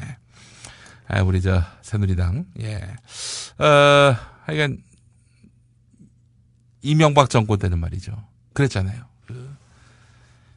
뉴스가 어떤 양상이었냐면은 이명박을 찬양하는 기사는 없습니다. 근데 권력에게 불리한 기사는 나오긴 나오는데 후미집니다. 그렇죠. 자, 그런데 박근혜 정권에서는 노골적으로 권력을 찬양하는 기사가 나오고요. 후미졌던 권력에게 좀 부담이 되고 짐이 되는 기사. 자취를 감췄어요. 자취를 감춥니다. 이야, 정말 뒤로 가도 한참 후진을 하고 있는 그런 양상이죠. 참. 전 그래서 사실은 KBS, MBC 뉴스를 안 보는 정도가 아니라요. 요즘에 KBS, MBC가 몰입하고 있는 거에 대해서 관심을 끊고 있습니다. 이를테면 올림픽 관심 없어요. 저 진짜 관심 없어요. 네. 물론 올림픽에서 뛰고 있는 우리 선수들이 무슨 잘못입니까? 그분들은 정말 이 4년을 위해서 애쓴 그런 분들이고, 그분들의 또 열심히 뛰는 모습을 또 우리가 열심히 또 관찰도 하고 박수도 보내고 비난은 하지 않고 또 그렇게 열심히 뛴 만큼의 어떤 보상이 있도록 또 관심도 가져야 되고, 그렇지만은 지금 올림픽으로 다 가리려고 하는 거 아닙니까? 그렇죠. 이 순간에는 저는 올림픽을 외면할 수밖에 없습니다. 네. 날씨도 외면하려고 그래요. 너무 폭설과 소치 이 두 가지로 뉴스의 대부분을 그렇게 만드는 거는요. 네. 정말 이거 반성해야 됩니다. 예, 물론 이제 강릉 영동 지방의 폭설이 너무나 심각한 양상이고, 또 그분들 하루속히 좀 피해를 빨리 극복하셨으면 좋겠다는 마음은 있지만, 그렇죠. 그것과 무관하게 이 날씨로 다 기사를 덮어버리는 이런 행태. 그렇죠. 이런 행태는 그건 아니죠. 참아줄 수가 없습니다. 예. 아스팔트 바닥에다 할 필요가 없는 삼겹살을 굽질 않나. 대왕 오징어가 나오고 모기가 나오고 멍게도 나오고 말이죠. 동물의 왕국이 돼버린. 동물의 왕국이 됐어요. 동물의 왕국. 예. 동물에 대한 관심도 사라지게 될 것 같아요. 이 큰일 났습니다. 이 동물권 보호에 대해서도 관심을 가져야 되는데 말이죠. 예. 동물 좋아하는데. 예, 글쎄 말이에요. 이제 이런 뉴스, KBS는 어떻습니까, 요즘에? 거긴? 예. 여전합니다. 여전해요. 예. 사장이 언제 바뀌죠? 아직 많이 남았죠. 기란현 사장이, 임기가 KBS가 3년이거든요. 예. 아마, 한 2년 정도 더 할 수 있을 겁니다. 예. KBS는 길환영 사장이 대형 사고를 치지 않는 한 네. 계속 갈 것 같고요. 네. 이 사장이 대형 사고를 치면 어떻습니까? 그래도 계속 갑니다. 김동우 아나운서가 사고를 치면 어떻습니까? 그건 뭐 바뀌겠죠. 예. 전혀 이 사장의 입지와는 상관이 없이 계속 갈 것 같아요. 본인이 시청률과도 상관이 없이.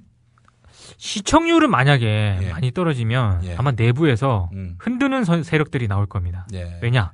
보수는요. 진보 보수 이렇게 따지는 게 아니고요.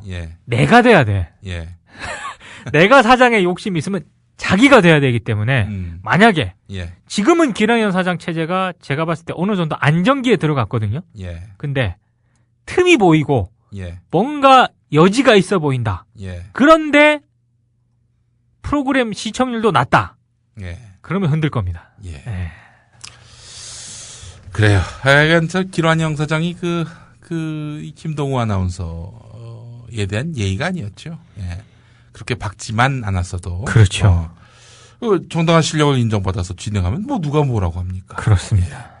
박지만 않았어도 별 문제가 없었을 텐데. 근데 김동우 아나운서께는 대단히 죄송한데, 제가 그 전에 정말 늦잠을 자거나 이랬을 때, 일어나서, 일요일 아침에 일어나서, KBS를 틀면 가끔 봤거든요. 요즘은 정말 저 못 보겠더군요. 그거 왜 봐요, 근데? 재미가 없습니다. KBS를? 가끔 이렇게 채널 돌리다가 이렇게 보면, 저게 언제 거지? 하면서 이렇게 보거든요? 5분이든 10분 정도든? 근데 요즘은 아예 안 가게 되더라고요, 아예. 그래요. 우리 민동기 부장한테 꼭 물어보고 싶었던 게 있었어요. 뭔가요? 요즘 강신주 비판에 대해서 어떻게 생각하세요? 저는, 비판할 수 있습니다. 근데, 그 비판의 맥락이, 제가 봤을 때,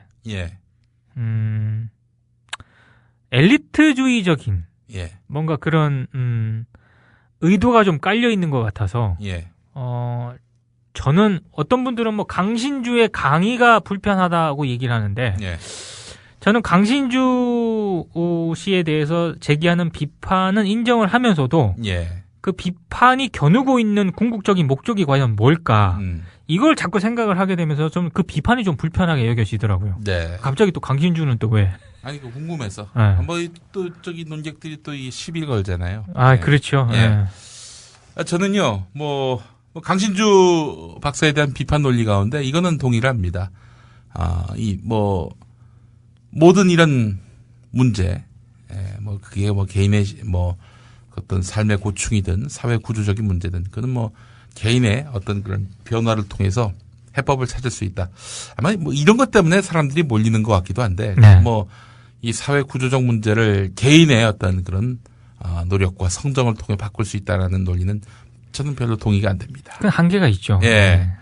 한국 개신교도 그래서 그야말로 맛이 갔거든요. 뭐냐면은 국권 탈취기 1907년이었습니다. 정확하게 그 시점에 평양에서 어마어마한 부흥회가 열렸는데 그게 전국으로 확산됐어요. 그 뭐냐면은 이 국권 탈취기라서 그냥 그야말로 나라 안팎이 어수선한 그런 때였는데 교인들 모아다 놓고 외국인 선교사들이 이게 다 당신들이 죄를 져가지고 개인의 죄 때문이다. 회개해야 된다. 울고불고 대부흥회가 열린 거죠. 그러니까 독립을 위해 싸우고 국권을 회복하기 위해 싸워야 될 그런 민중들에게 그냥 너 개인이 기도하라. 이런 식으로 해가지고 그렇죠. 완전히 독립을 할 수 있는 그런 역량 이런 것들을 소진해버린 거예요. 증발을 시켜버린 거지. 그렇게 지적하는 사학자들이 많이 계신데요. 근데 이제 강신주 교수가 아니라 박사지요. 네, 박사. 이분의 강연을 놓고 얘기하는 게 흡사 교주 같다. 뭐 부흥회 갔다 이렇게 얘기를 하는데 그건 결국 뭐냐면 강신주를 비판하는 것도 있지만 그런데 몰려다니는 사람들 보고 너희들 바보다 이런 얘기예요. 그러니까 대중에 대한 일종의 약간의 멸시가 있는 것 같은 느낌을 제가 받아서 그게 좀 불편하더라고요. 아니에요. 근데 여기 모인 분들이 뭐 면면을 보면 다 똑똑한 분들이고 생각 바른 분들이고 기본적으로 이제 의식을 갖고 있는 분들인데 뭐 하여튼 그런 분들이 아니더라도 뭐 이를테면은 뭐 이런 부흥에 쫓아다니면서 막 울고불고 하면서 그 아픈 삶을 토로하려는 분들, 해결하려는 분들 이분들을 광신자라고 매도할 일은 아니다. 이건 인문학자들이 할 일이 아니다. 그건 아니죠. 지식인들이 할 일이 아니다. 왜냐면은 그 사람들이 그렇게 고충을 갖는 것도 따져보면은 사회, 경제, 구조적인 문제 속에서 이루어지는 거 아니에요? 가난한 문제, 병에 걸린 문제. 그리고 돈 많은 사람들이 돈 걱정, 건강 걱정합니까? 그렇죠. 그리고 인문학자라면 왜 그에 열광하는가? 이 열광할 수밖에 없는 이런 현상이라든가 이면은 뭔가 이런 걸 생각을 해야죠. 그 강신주를 표적으로 삼아가지고 저기 뭐 하여튼 저 사람 뜨는 거 안 돼. 문화 권력자야. 이렇게 얘기하는 것 자체가 아유. 저같이 강연은 가보진 못했습니다만 어지간한 책은 사서 다 읽어본 저 같은 사람도 강신주 빠겠네요. 그러면 그렇지 않습니다. 그래요. 물론 뭐 대중 추수주의 이건 경계해야 되겠지만 그렇죠. 우리 여기에 호응하는 그런 대중들을 뭐 교주를 쫓아다니는 광신자 이렇게 취급하는 지식인들의 행태 이제 그만했으면 좋겠고요. 뭐 문화 권력자로 매도하는 이런 행태는 좀 삼갔으면 좋겠다. 그렇죠. 이런 얘기를 좀 드리고 싶었습니다. 저도 동감합니다. 뭐 이렇게 해서 오늘 마무리해야 될 것 같습니다. 하여간 참 언론 암흑기라서 우리가 뭐 내내 그냥 계속 이런 한숨 나오는 그러게요. 그런 이야기만 하는 것 같아가지고 강신주 이야기 슬쩍 하나 집어넣어요. 그래요. 하여튼 저희가 뭐 이 말은 이렇게 하지만 우리 스스로도 이렇게 지적받을 일은 없는지 돌아보면서 이렇게 성찰하면서 건강한 언론 세우는데 앞장서도록 하겠습니다. 우리 미디어 오늘도 많이 사랑해 주시고 기억해 주시고 밀어주시고 세워주시고 키워주시고 뒷받침해 주시고 이런 거 엄영수 씨가 잘하거든요. 맞아. 엄영수 개그. 10분 동안 그걸 하는 양반이에요. 하여튼 저희 국민TV도 조합원으로 또 함께 참여를 해주시면 저희는 이런 사주 없는 회사를 만들어서 모든 조합원이 n분의 1 사주가 되는 그런 회사를 만들어서 언론의 바른 길을 한번 가고자 하오니 여러분들 조합원으로 또 많이 동참해 주시기 바라겠습니다. 마지막으로 한마디. 건강하십시오. 건강이 최고입니다. 우리 민동기 부장이 조만간 좀 큰 역할을 하는 상황이 올 것도 같아요. 사글적 편집. 조기 축구 회장을 맡을 것 같다 이런 얘기였어요. 그래 조기 축구회. 그래서 또 잘하시고 우리 요가도 하세요 우리. 저 요가합니다. 요가 아주 좋은 운동입니다. 요가 하십시오. 그래요. 나같이 똑똑한 사람도 요가를 하면 좋아요. 좋습니다. 일단 허리를 잘 굽히지 못하는. 그래요. 자, 미디어 토크 다음 주에 또 뵙겠습니다. 고맙습니다. 고맙습니다.